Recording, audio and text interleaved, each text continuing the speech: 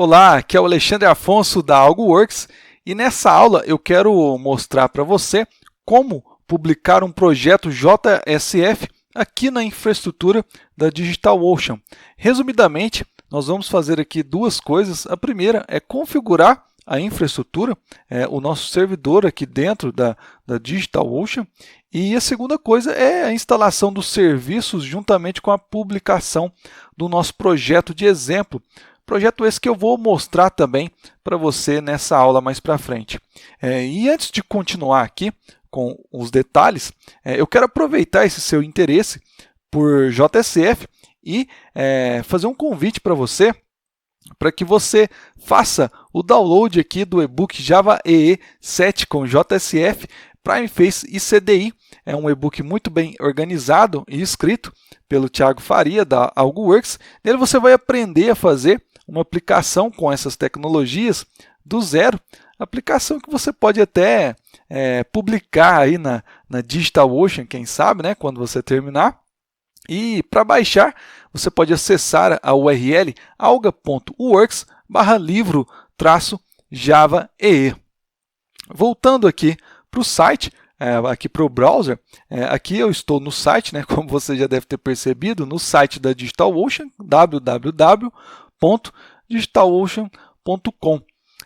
Para fazer o cadastro, basta com que você clique aqui nesse botão azul. Eu já tenho o meu cadastro aqui e eu vou vir aqui direto em login. Uma observação quanto ao cadastro é que você vai precisar incluir também o seu cartão de crédito aqui no cadastro da DigitalOcean ou incluir créditos através do PayPal. Caso você queira cadastrar o seu cartão de crédito, pode ficar tranquilo que a DigitalOcean ela não vai te cobrar nada assim logo de cara. Ela começa a te cobrar a partir do momento que você começa a utilizar a infraestrutura deles aqui da DigitalOcean. E se você quiser seguir essa aula, né, e implementar você mesmo os passos que eu vou mostrar aqui, você não vai gastar mais do que alguns centavos. E eu vou mostrar para você, eu vou fazer essa conta logo quando a gente estiver fazendo a configuração do nosso VPS, né, do nosso Virtual Private Server. Como eu disse, eu já tenho conta, vou clicar aqui em login para fazer aqui a minha autenticação. E a primeira coisa que eu preciso te explicar aqui dentro, né, é o que são droplets, que nada mais são do que os VPS, né, os virtuais, o Virtual Private Server, né? Um droplet, fazendo uma analogia aí, seria o seu servidor, né? Seu servidor na nuvem, que aqui tem uma analogia, né? Que cada servidor aqui dentro da DigitalOcean é uma gota dentro do que provavelmente eles consideram, né, que é o oceano da infraestrutura deles. Bom, para criar um droplet, né, para criar o nosso servidor, eu posso clicar aqui no botão verde ou nesse botão aqui, no botão azul. Eu vou clicar aqui embaixo mesmo. E aqui eu já estou na tela onde eu posso configurar o droplet que eu quero criar. A primeira coisa que eu preciso fazer é escolher a imagem com o sistema operacional que da minha preferência, né? Você faz aí a sua escolha. Eu vou ficar com Ubuntu mesmo, na versão 16 aqui. A segunda coisa é escolher o tamanho do servidor. Aqui eu tenho essas três opções disponíveis e essas outras aqui desabilitadas, porque caso eu queira escolher alguma delas, ou eu preciso incluir o meu cartão de crédito ou adicionar mais créditos através do PayPal. Aqui, como para essa aula eu vou precisar somente deste tamanho aqui, 512 megas de memória com 20 gigas para armazenamento aqui, SSD ainda, né? Isso daqui é mais do que o suficiente para publicar a aplicação de exemplo que eu vou mostrar para você mais para frente. E quanto àquela conta que eu falei um pouquinho antes, eu vou mostrar para você aqui, eu vou pegar aqui a calculadora, eu vou mostrar para você que você não vai precisar gastar mais do que alguns centavos caso você escolha esse tamanho de droplet aqui. Veja que a hora custa 0,007 centavos de dólar, né? Não chega a 1 centavo. Então, vou colocar aqui 0,007 e vamos supor que você gaste aí 24 horas, que não precisam ser gastas de uma vez. Você pode ir gastando essas horas aos poucos, né? Mas vamos supor que você gaste 24 horas. Veja aqui que vai custar para você 16 centavos de dólar, convertendo aí para real, assumindo que o dólar vale 4 vezes mais, então seria aí mais ou menos 60, 65 centavos de reais, né, centavos aqui da nossa moeda, do real, para que você consiga me acompanhar aqui nessa aula, né, durante essa aula sobre o DigitalOcean. Eu considero um valor pequeno para que você aprenda sobre uma infraestrutura que com certeza ou você pode ser que utilize essa infraestrutura ou pode ser que você utilize uma outra que é parecida e, portanto, você vai acabar aproveitando o conhecimento aprendido, recebido aqui nessa aula. Bom, vamos continuar aqui então com o terceiro passo. Aqui você pode adicionar um bloco de armazenamento, caso você queira, né? Seria mais ou menos incluir um HD aí no seu servidor, na sua máquina servidora, né? Vou clicar aqui em adicionar, veja que tem aqui algumas opções e você pode entrar aqui com um tamanho específico. Como para essa aula eu não vou precisar, eu vou clicar em remover o volume. Agora, o quarto passo é escolher aqui a região do data center. Eu vou ficar aqui com essa padrão mesmo. A ideia aqui sobre as regiões é que você escolha a que está mais perto dos seus usuários. Por exemplo, se você está fazendo uma aplicação para usuários que estão na Alemanha, fisicamente na Alemanha, você escolheria aqui Frankfurt. Mas aqui, neste nosso caso, pode ser essa padrão aqui mesmo. Agora tem o quinto passo, que é selecionar aqui algumas opções adicionais. A primeira delas é esse Private Network, que é para o caso de você querer uma rede privada entre os seus droplets e, inclusive, é bom até ficar atento aqui na escolha da região dos seus droplets. É interessante que eles fiquem na mesma região para que você consiga fazer uma boa configuração aí da sua rede privada, né? É interessante que você escolha aqui a mesma região para todos os seus droplets que vão participar dessa rede. Eu não vou precisar, então eu vou desmarcar essa opção. A segunda opção aqui é o backup. Se você quer backup aí do seu droplet, repare aqui na mensagem que é adicionado um custo de 20% o tamanho ao custo do seu droplet. No nosso caso aqui, são $5 mês. O custo passaria a ser então $6 por mês. Eu também não vou querer essa opção, eu vou deixar desmarcada. Aqui é para o caso de você querer habilitar o IPv6. Eu também não vou marcar essa opção. Essa quarta opção aqui é para o caso de você querer aí fazer alguma configuração, principalmente configurações que são relacionadas a metadados do seu droplet. Pode ser que você queira fazer uma configuração que é relacionada, por exemplo, ao nome do seu droplet, à região que ele está, ao IP que ele vai atender, né? Ao IP com o qual ele vai estar amarrado, esse tipo de coisa. Então, se você precisa disso, você marca essa opção aqui. Você pode colocar aqui tanto um Cloud File, como também um simples script para ser executado. Aqui no caso, como a gente está falando aqui de sistemas Unix, eu poderia colocar aqui um script como esse aqui, e colocar aqui qualquer coisa, alguma instalação de algum pacote, né? Eu poderia fazer algo desse tipo. Eu não vou utilizar essa opção aqui, eu vou deixar desmarcada. E essa quinta opção aqui é para adicionar aí algumas métricas de monitoramento e alertas para você, para te ajudar a gerenciar o seu Droplet. Esse próximo passo aqui seria você adicionar uma chave SSH para o caso de você querer logar com o usuário root e sem a senha, né, que parece até ser menos seguro, mas na verdade adiciona segurança, porque adicionando aqui a sua chave pública, só a sua máquina que poderia fazer a autenticação com o usuário root, e é um tipo de autenticação também bem mais difícil de ser quebrada. Então, se você vai querer ficar logando com o usuário root, você pode adicionar aqui já a sua chave pública.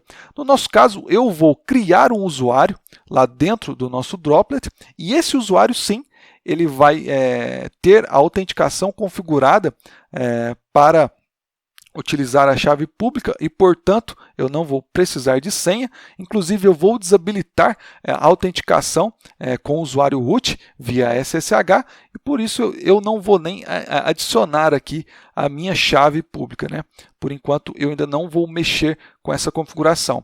E para finalizar aqui e criar o nosso Droplet, a gente escolhe a quantidade de droplets que a gente vai querer com as configurações que fizemos acima. Então aqui o sinal de mais, veja aqui mais do lado direito, vai adicionando aqui a quantidade de droplets, vai adicionando aqui os campos para que eu coloque o nome de cada droplet que eu for adicionando. Para este caso, eu vou deixar somente um, e eu vou deixar com esse nome aqui mesmo, e vou clicar aqui no botão verde, Create. O droplet ele leva cerca aí de 30 segundos a 1 minuto e meio para ser criado, e a gente já consegue, né, acessar o nosso Droplet. É bem rápido. Ó, veja que ele já foi criado, né, e veja aqui que ele já me deu um IP, e é com esse IP que eu vou acessar o Droplet. Eu vou copiar aqui, clicando no link, e vou abrir agora um terminal para que eu acesse o meu Droplet via SSH. Então, eu vou digitar aqui SSH root e o IP que eu ganhei aqui, que foi gerado para mim. Aqui está me perguntando se eu quero continuar, eu vou dizer que sim. A senha eu vou precisar entrar aqui no e-mail, inclusive eu vou pedir para você aqui uma licencinha para que eu entre aqui no e-mail e pegue essa senha. É rapidinho. Já copiei aqui e eu vou abrir o terminal e colar a minha senha. Ó, eu já me autentiquei, e a primeira coisa é trocar a senha, né? Então, ele me pede aqui a senha atual e uma nova senha que eu vou incluir agora. Preciso repetir essa senha. Pronto. Aqui para mim aparece essa mensagem aqui, esse warning, que é o seguinte: aqui na minha máquina eu tenho algumas configurações de local que são em português, outras em inglês, e o SSH, quando tentou carregar algumas dessas configurações aqui, para que eu use aqui o meu Droplet durante a sessão aqui de autenticação via SSH, mas ele não achou aqui, ele não encontrou o pacote, o local PTBR. Ele dá duas opções aqui, são essas duas. Eu vou escolher esta primeira aqui, né? Copiei, colei aqui, vou apertar Ctrl L para limpar, e eu vou fazer a instalação desse pacote. Vou dizer que sim. Está instalando, rapidinho esse pacote aqui, pronto. E agora o que eu vou fazer é adicionar aquele usuário que eu comentei com você, né? Então eu vou utilizar aqui o comando add user, alga works. Aqui eu preciso entrar com uma senha para o meu usuário.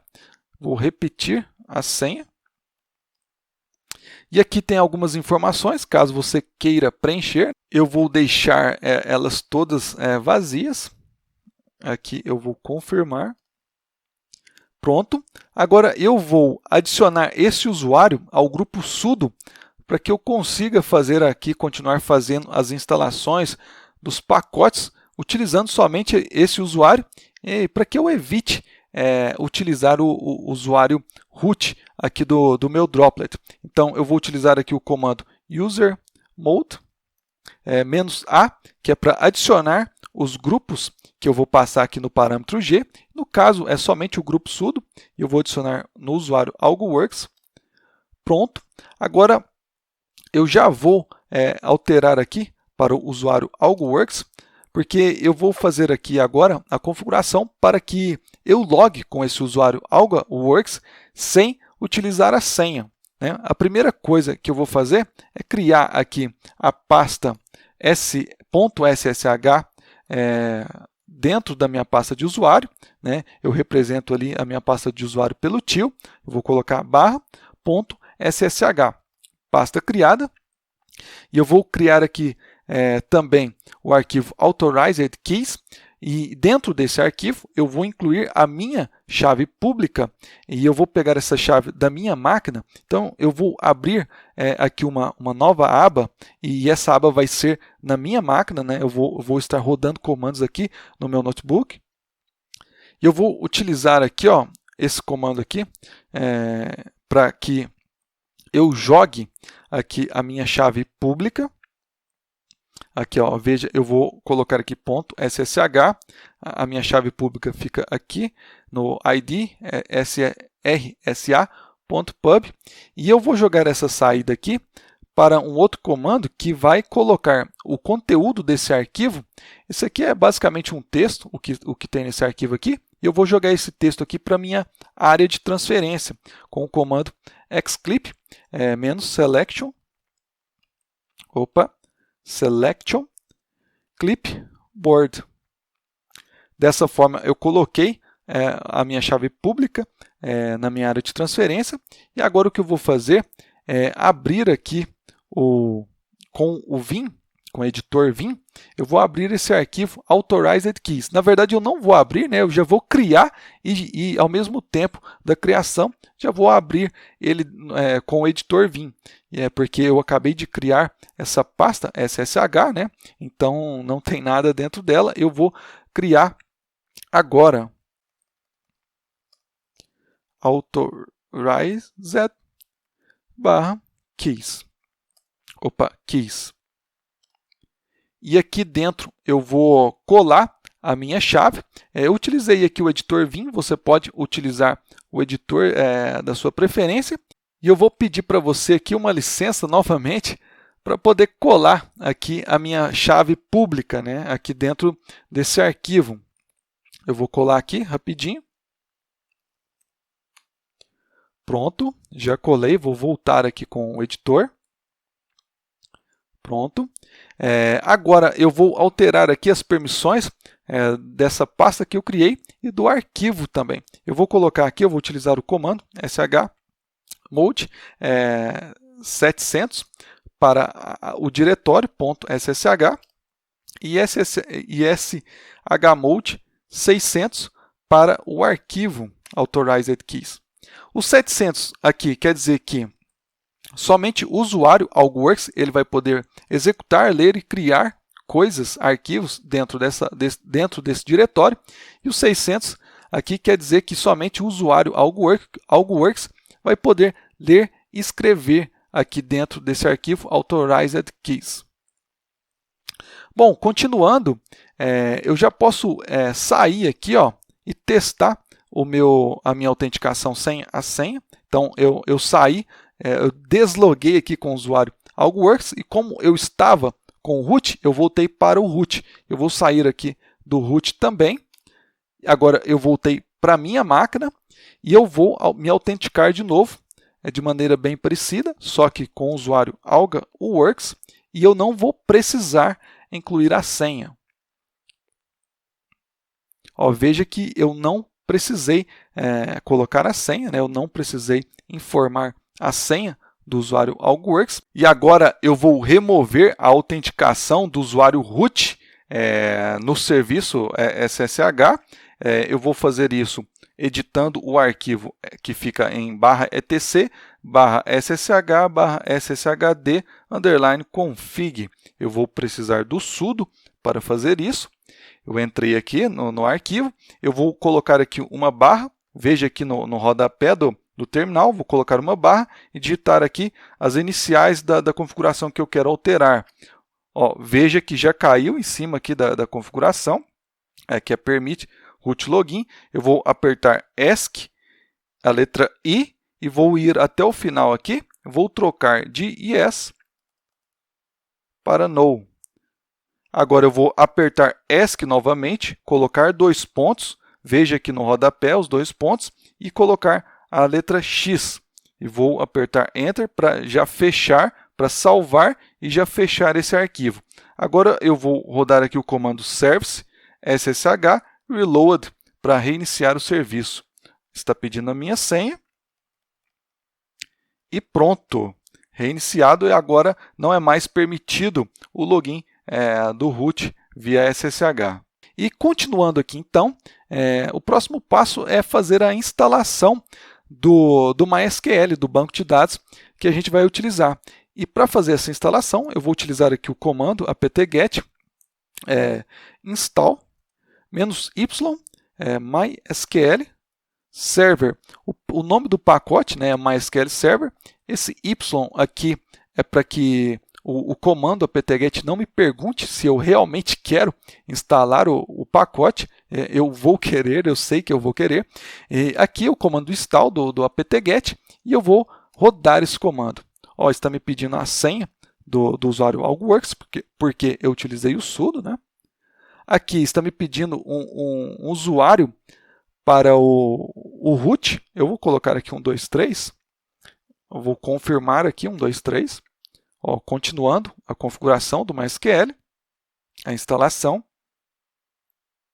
Obviamente você não vai deixar aí o root do seu MySQL como 123, né? Aqui eu fiz isso simplesmente para que eu não faça nenhuma confusão aí na continuidade dessa aula, né? Caso eu precise do usuário root.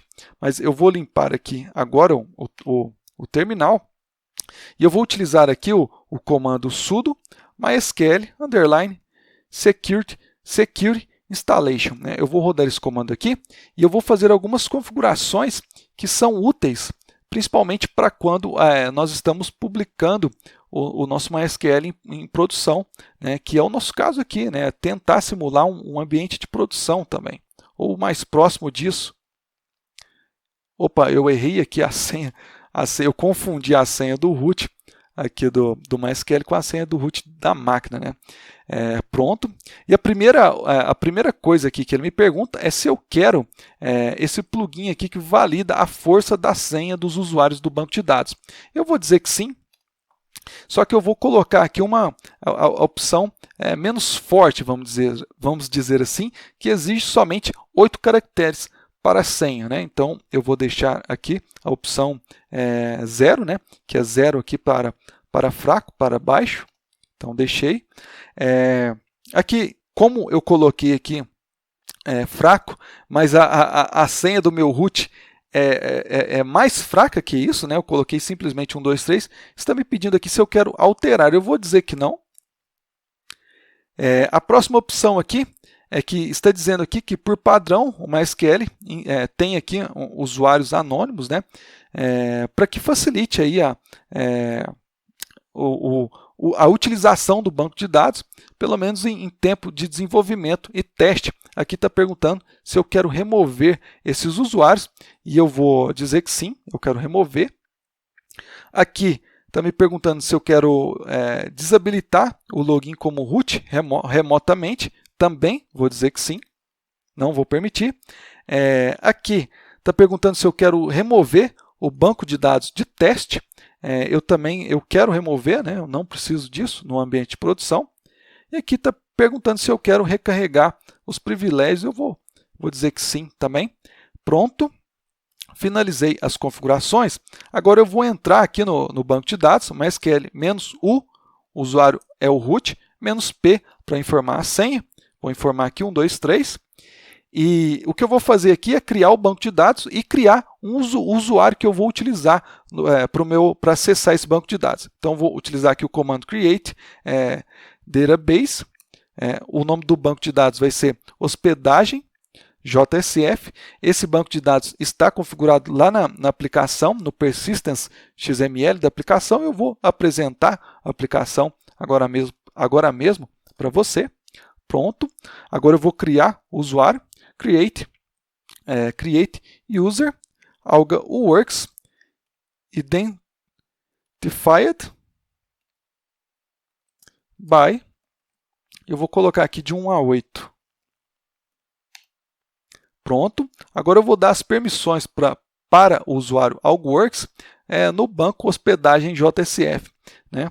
Então aqui hospedagem JSF em todas as tabelas, por isso eu utilizo o asterisco para o usuário AlgoWorks. Pronto, já criei. Agora eu já posso sair aqui do MySQL. E o próximo passo é fazer a instalação do JDK. Então, vou utilizar aqui o comando, novamente, o apt-get.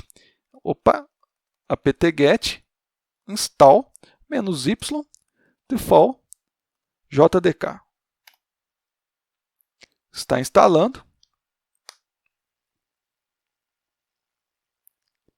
Essa instalação é um pouquinho mais demorada que as outras, mas não demora muito também.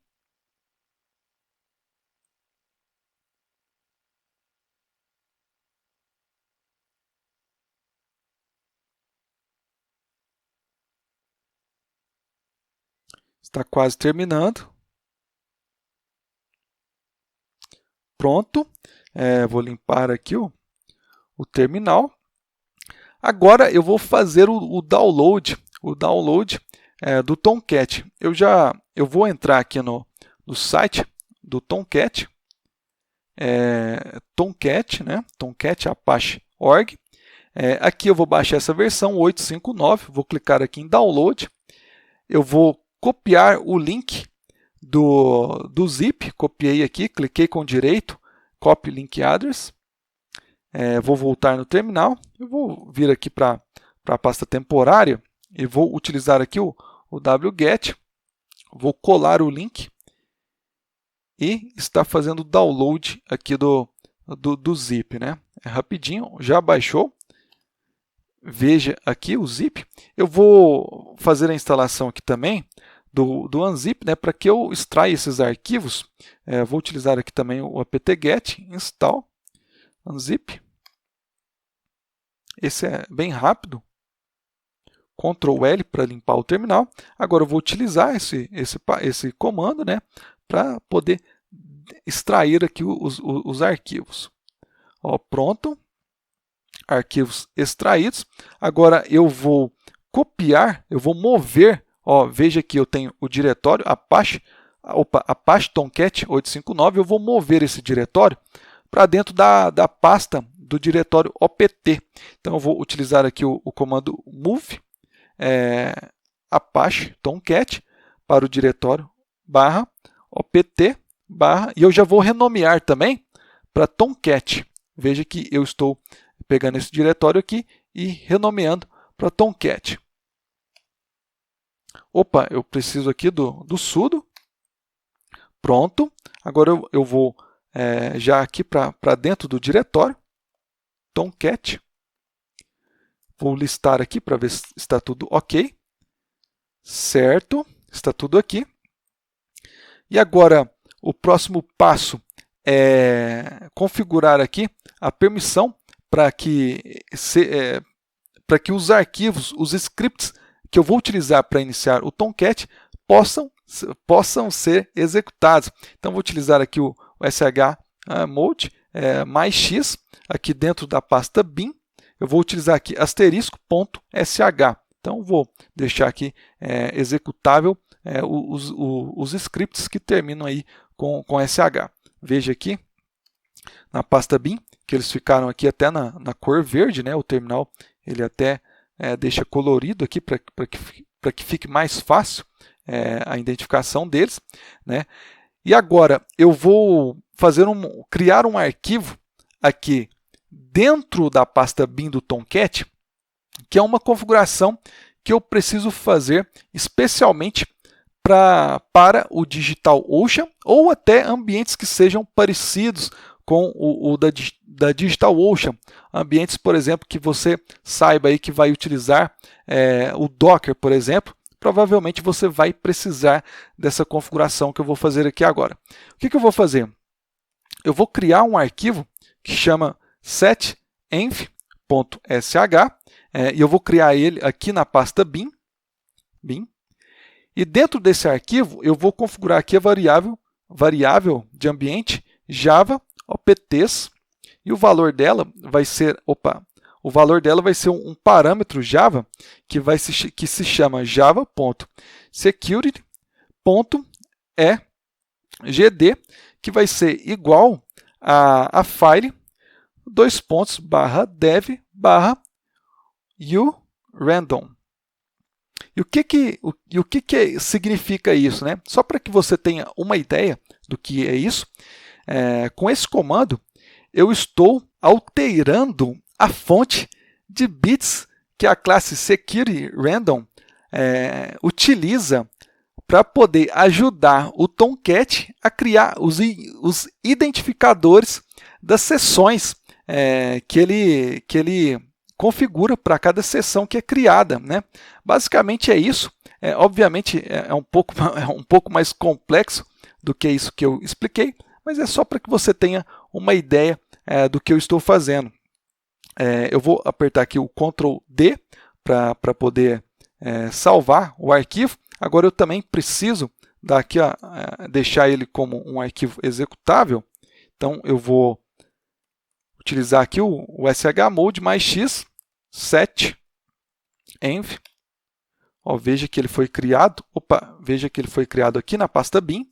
Deixa eu ver esse arquivo aqui, né? Aqui dentro eu coloco algumas configurações, né, de ambiente, parecido com o que eu fiz aqui, né, configurando a variável de ambiente opts. Se você não fizer isso, o que vai acontecer se você não configurar aqui esse Java opts com esse valor, não passar esse parâmetro Java, o que vai acontecer é que o Tomcat ele vai demorar bastante para se iniciar, de 5 a 10 minutos. E dessa forma aqui, ele vai se iniciar em um tempo praticamente normal, né? O que ele já faz aí em um servidor comum que não seja, por exemplo, aqui no ambiente da DigitalOcean ou em um ambiente aí com Docker e talvez algum outro ambiente cloud aí que você talvez tenha utilizado. Agora que eu já configurei o Tomcat, eu já posso iniciar ele, e eu vou iniciar ele aqui com o comando bin, aqui dentro da pasta bin, tem o script startup, eu vou utilizar esse comando aqui, veja que já se iniciou, e para acessar o meu Tomcat, eu posso copiar esse IP aqui, copiei, e eu vou acessar ele aqui no IP 2.8080.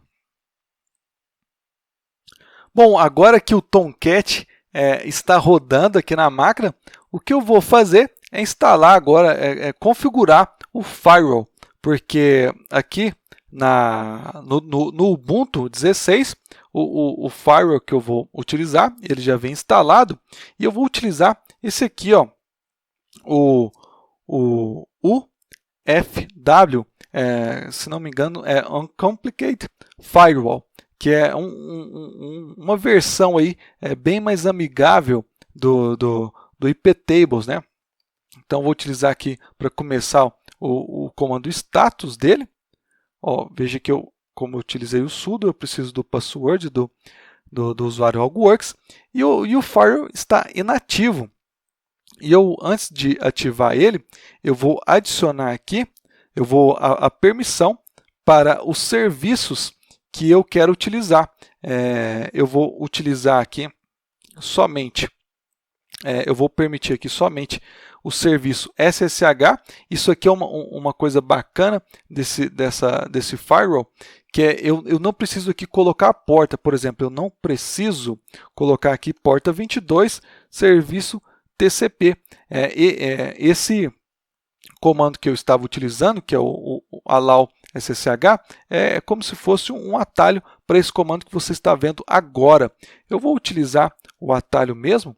Ó, veja que bacana, eu consigo utilizar somente dessa forma e já vai funcionar aqui, já vai permitir com que eu utilize aqui o SSH para conectar nessa máquina. Obviamente, se a porta for diferente, então você você não vai poder utilizar esse atalho. Por exemplo, se você estiver rodando o SSH na 2222, você teria que fazer assim, dessa forma, que seria equivalente ao que eu acabei de fazer. Eu vou permitir agora também requisições na porta 8080, né, porque o nosso Tomcat está rodando nela. E agora o que eu vou fazer é habilitar o Firewall, né, porque como você viu aqui, ele está inativo, então eu vou habilitar ele. Ó, e veja aqui que está me dizendo que habilitar o Firewall pode remover as conexões SSH da máquina, né?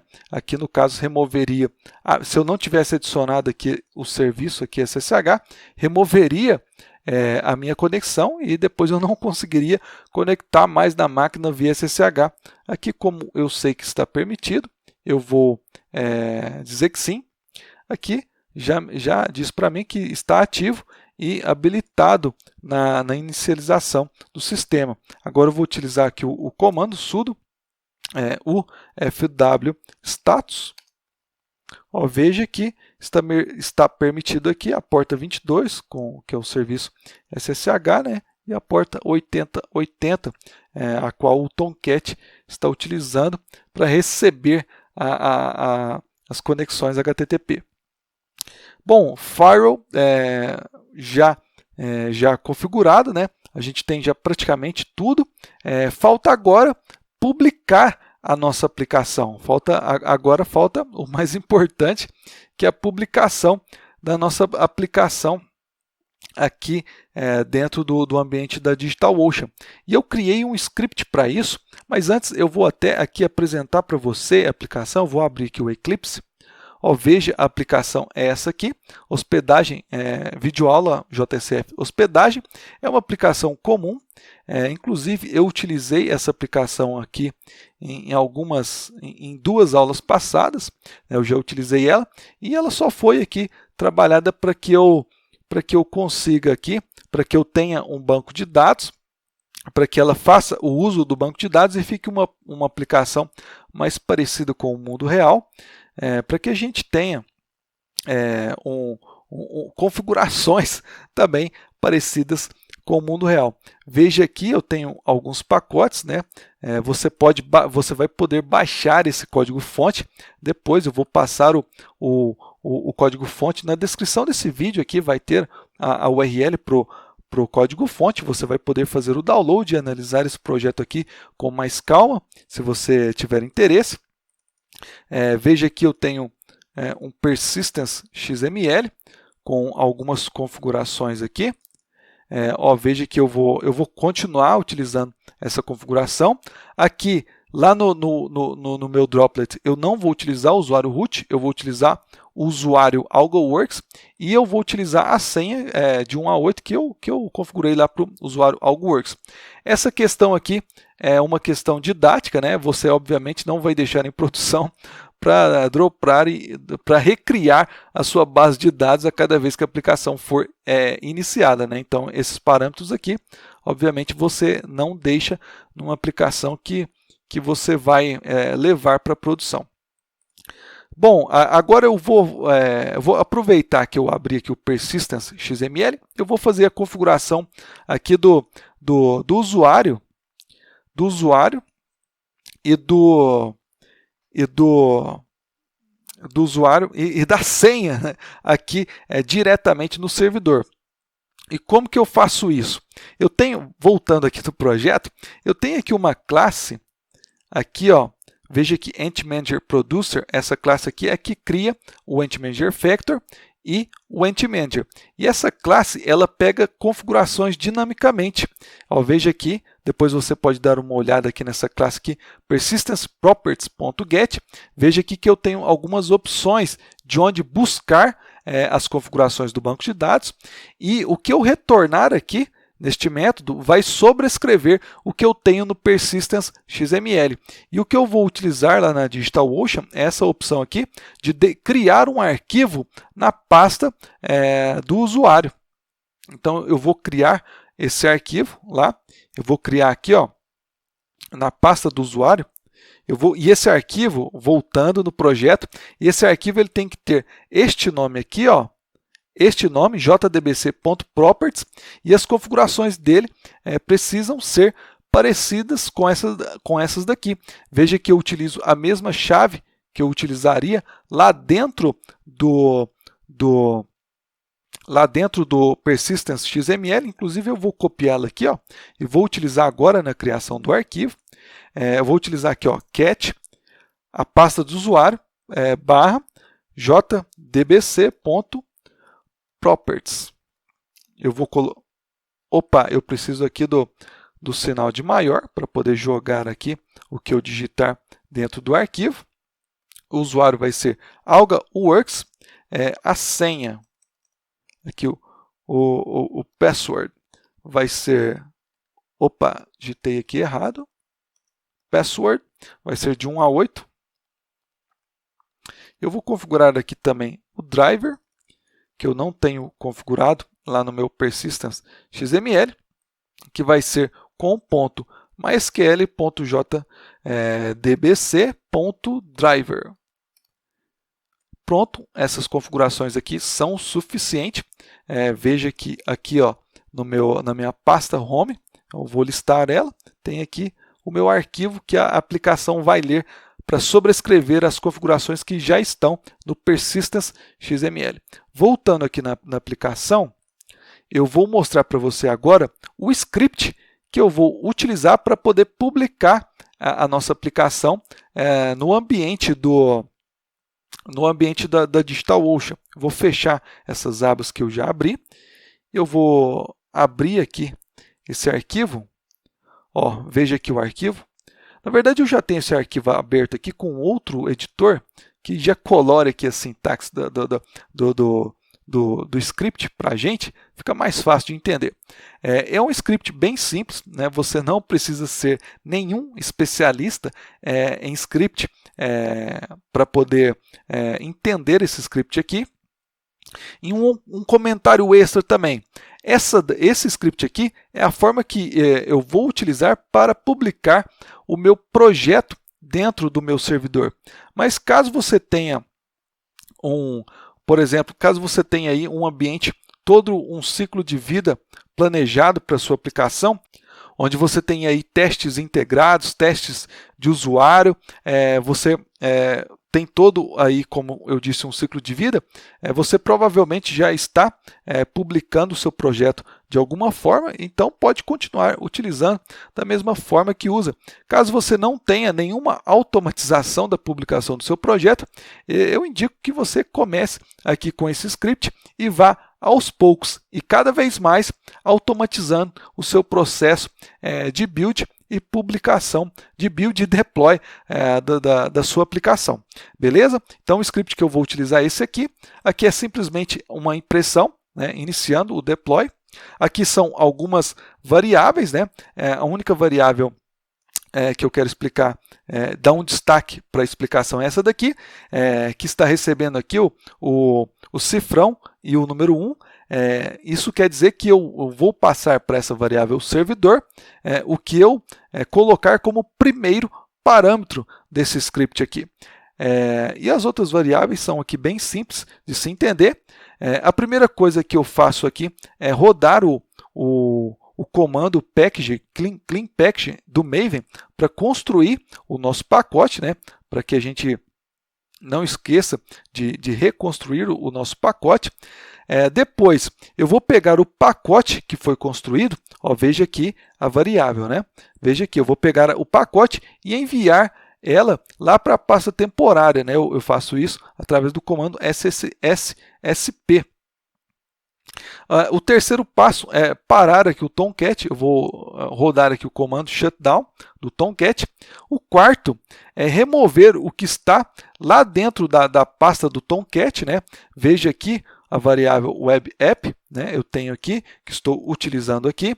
Veja aqui também a variável Tomcat, ela está aqui em cima, repare.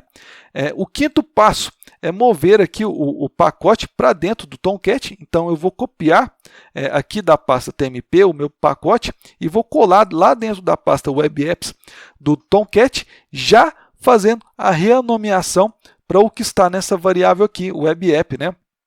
Para que eu já configure também o contexto com o qual eu vou acessar a aplicação lá dentro do Tomcat. E o último passo é iniciar aqui o Tomcat novamente. E no final aqui, antes de realmente chegar no final, eu imprimo aqui a palavra fim, para a gente saber que o script chegou ao fim. Eu vou agora abrir o terminal na minha máquina, né? Aqui eu já tenho uma aba que eu utilizei na minha máquina, e o diretório é este daqui.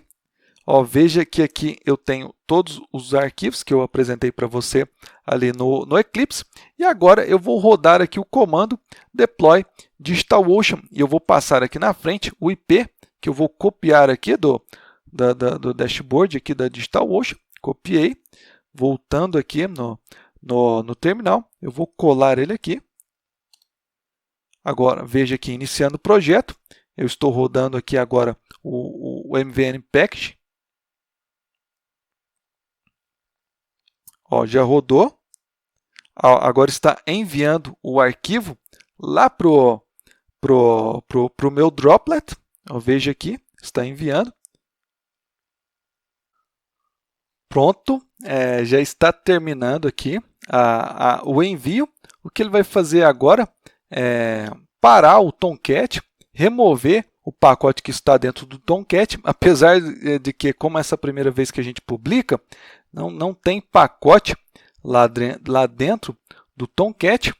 E depois o que ele vai fazer é copiar da pasta temporária, copiar esse pacote aqui da pasta temporária para dentro do Tomcat e então inicializar o Tomcat novamente. Vamos esperar aqui que já deu 100% e já está quase passando aqui para o próximo passo. Talvez já esteja aqui também tentando já conectar via SSH para poder dar o próximo passo aqui. Vou aguardar aqui com você.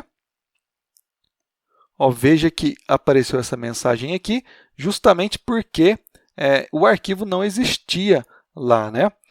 Agora, ó, repare que ele deu o comando aqui e apareceu aqui na tela que o Tomcat foi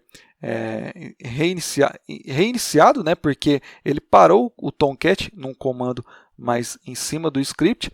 Agora, aqui neste ponto, ele iniciou o Tomcat novamente. E aqui o final do script. Agora eu vou tentar acessar a aplicação. Ó, veja aqui que eu vou colocar aqui barra vídeo aula JSF hospedagem. Vamos ver se, ó, repare que a aplicação foi publicada, mas teve aqui algum problema. Ó, aqui está dizendo que o acesso foi negado para o usuário AlgaWorks no banco de dados hospedagem JSF. Vou dar uma olhada aqui rapidinho. Vou aqui nessa primeira aba, ó, que está lá no meu droplet. Ó, veja que eu estou no droplet e eu vou acessar aqui o MySQL -u AlgaWorks, AlgaWorks -p. Eu vou informar aqui a senha do meu usuário. Vou dar o comando aqui show database. Realmente o banco de dados não está aqui. Eu vou entrar com o usuário root, Ctrl L para limpar aqui. Vou entrar com o usuário root, show databases, hospedagem JSF. Se não me engano, eu dei o grant desse banco de dados. Eu coloquei o nome errado. Ó, então, eu vou rodar o comando aqui novamente e dessa vez eu vou copiar o nome do banco de dados. Pronto, agora o grant foi dado e eu vou aqui dar um exit, só que eu vou precisar reiniciar o Tomcat. Eu vou apertar F5 aqui. Deixa eu ver se eu vou precisar reiniciar. Não precisei reiniciar o Tomcat. A aplicação ela já está rodando aqui. Esses registros aqui já estão vindo da base de dados.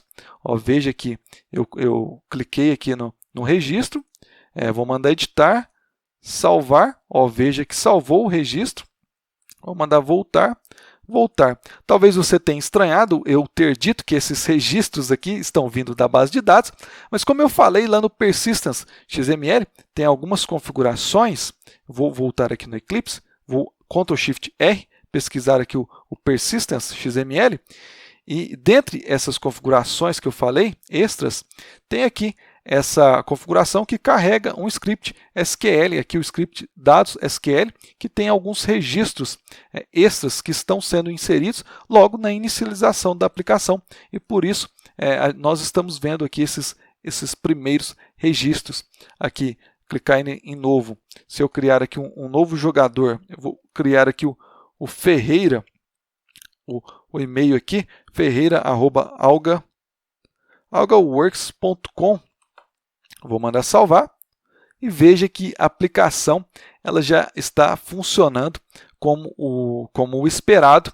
E isso encerra essa aula. A gente falou aqui muita coisa, apesar de ser bem rápido a construção, a configuração de um droplet, eu fui explicando para você passo a passo. Depois a gente fez toda a instalação do serviço e no final a gente rodou aqui o script que faz a publicação do nosso projeto de exemplo para dentro do nosso droplet. Estamos acessando ele aqui agora.